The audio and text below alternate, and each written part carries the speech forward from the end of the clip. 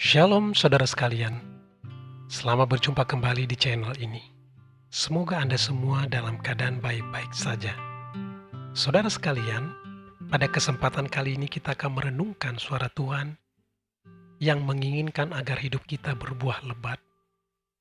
Yesus sangat menginginkan kita berbuah lebat, supaya kita juga bersuka cita dalam hidup di bumi ini. Ada sukacita dan kesenangan dalam menghasilkan buah dan menjadi berbuah. Tuhan ingin kita menikmati kegembiraan dalam hidup yang berbuah itu. Jadi perintah untuk berbuah itu akan menghasilkan keuntungan justru buat Anda sendiri. Sebelumnya, mari kita baca firman Tuhan yang menjadi dasar renungan kita hari ini, yang terambil dalam Yohanes 15 ayat 8. Yohanes 15 ayat 8 berbunyi demikian. Dalam hal inilah Bapa-Ku dipermuliakan, yaitu jika kamu berbuah banyak, dan dengan demikian kamu adalah murid-murid-Ku. Ayat ini juga memiliki kesamaan atau paralel dengan yang tertulis di dalam Matius 5 ayat 16. Mari kita baca.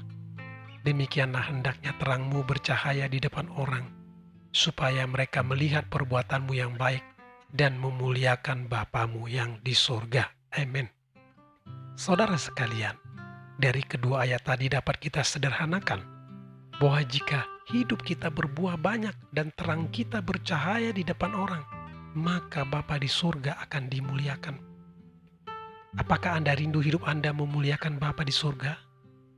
Artinya Bapa di surga mendapat pujian lewat hidup kita. Saya percaya Anda menginginkannya. Jadi apa arti hidup yang berbuah tersebut? Yesus menggambarkan dirinya sebagai pokok anggur dan kita cabang-cabang atau ranting-rantingnya. Semua zat-zat yang bermanfaat itu mengalir dari pokok anggur ke cabang-cabangnya. Setelah kita mendapat nutrisi atau gizi yang baik, maka diharapkan cabang pokok anggur tersebut menghasilkan buah-buah yang lebat. Apa itu buah?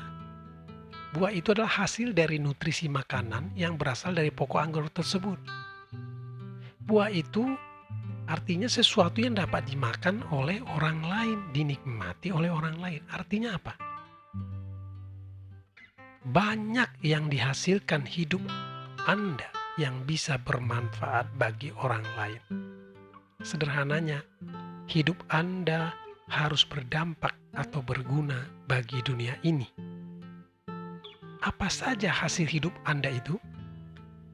Yaitu bisa tingkah laku Anda, perkataan Anda, pikiran Anda, perasaan Anda, karya-karya Anda, hasil karya tangan Anda, bisnis Anda, pekerjaan Anda, buah atau ide pemikiran Anda.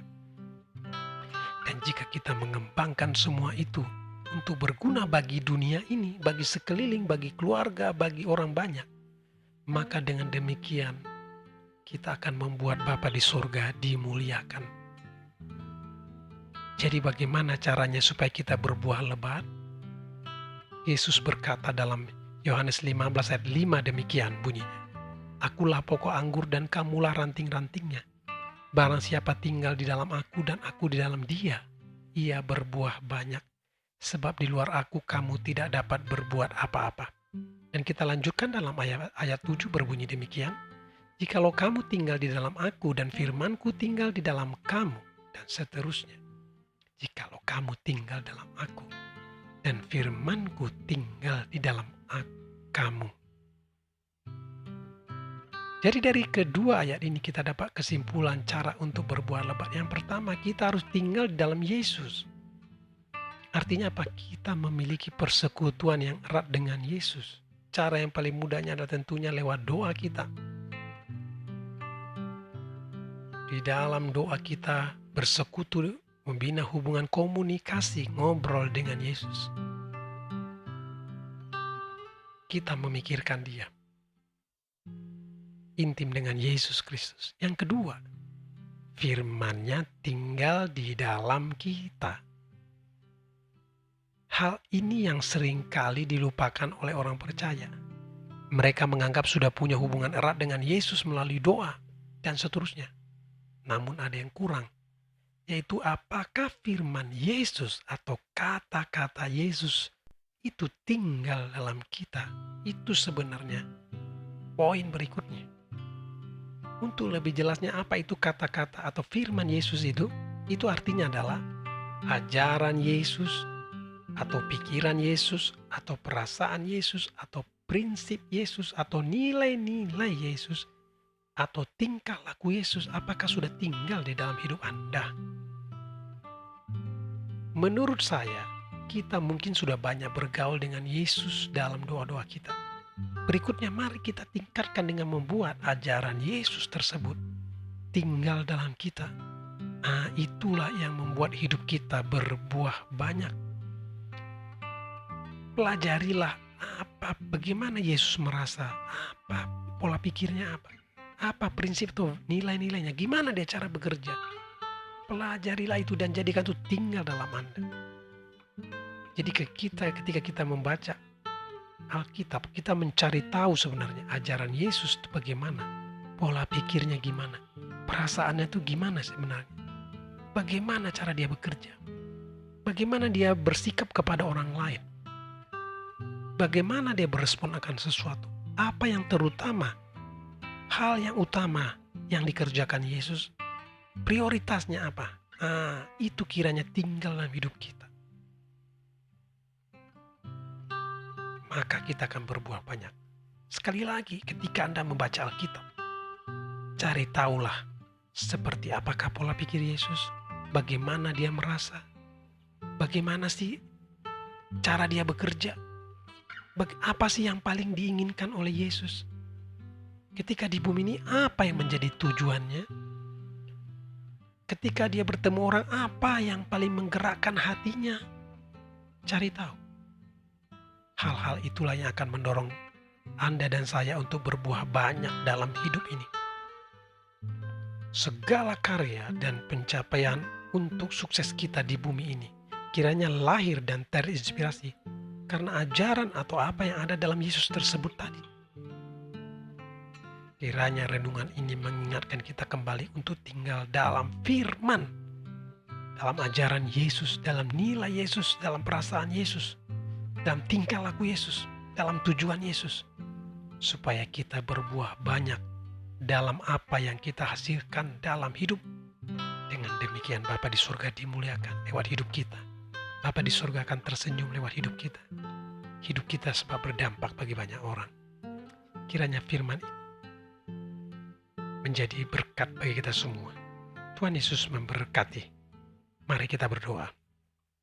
Bapa di surga, kami ucap syukur buat siang hari ini, buat pagi hari ini, buat malam hari ini, kapan saja kami mendengar video ini.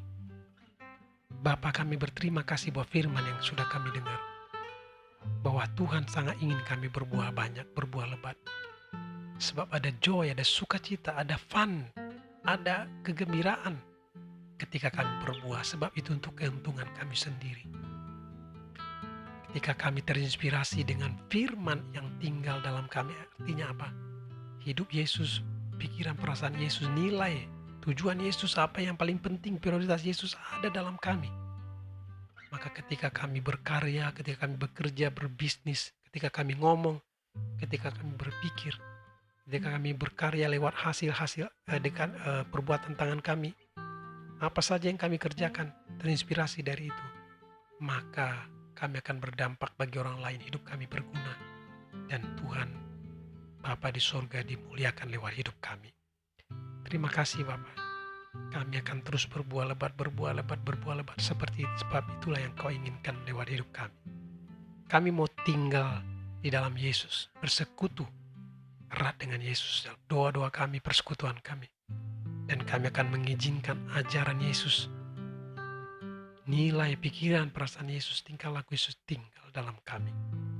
Di dalam nama Yesus kami sudah berdoa dan mengucap syukur. Haleluya. Sama-sama katakan amin.